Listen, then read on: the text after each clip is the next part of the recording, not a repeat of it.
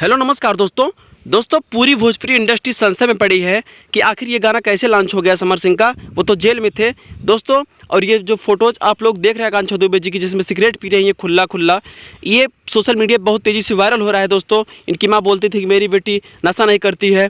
दोस्तों इस वीडियो में सारी न्यूज़ आप सभी को देने वाला हूँ आकांक्षा दुबे जी के बारे में और समर सिंह के बारे में।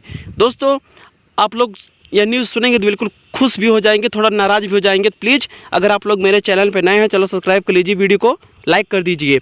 दोस्तों आप सभी को बता दूं कि समर सिंह अभी हाल में ही जेल से बाहर आ गए हैं।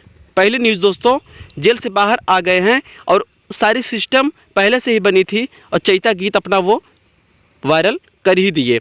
दोस्तों ये फ़ोटो जो आप लोग जो देख रहे हैं, इनका नाम है संजय सिंह। असली मुजरिम दोस्तों यही है। इस टाइम ये भी गिरफ्तार हो गया है।